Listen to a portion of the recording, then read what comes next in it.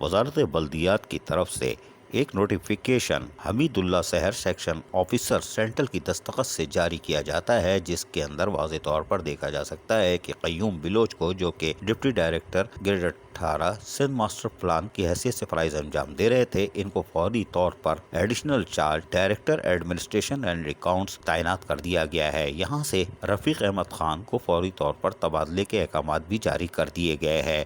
قیوم بلوچ نے باقاعدہ طور پر سندھ ماسٹر پلان کا چارج بھی سنبھال لیا ہے اور فرائض کی انجام دہی کو بھی شروع کر دیا گیا ہے، اور اجلاس کر کے افسران سے تعارفی اجلاس کا بھی انعقاد کر لیا گیا، اور یقینی طور پر ماسٹر پلان میں وہ اپنے فرائض کو احسن طریقے سے انجام دینے کی ہر ممکن کوشش کریں گے، اور جلد ہی ماسٹر پلان کے افسران کو اور اپنے دوست احباب کو گریڈ 19 میں پروموشن کی مٹھائی بھی کھلائیں گے ماسک لگا کے۔ اب ماسک لگا کے کیسے کھائیں گے یہ ہمیں نہیں معلوم، یہ کھلائیں گے بھی کہ نہیں۔ عزیز عارف KBS بلدیاتی نیوز کراچی۔ ایسی ہی خوبصورت ویڈیوز فیوچر میں حاصل کرنے کے لیے ریڈ بٹن پر کلک کر کے اور بیل آئیکن کو پریس کر کے ہم سب کے سبسکرائبر بننا مت بھولیے۔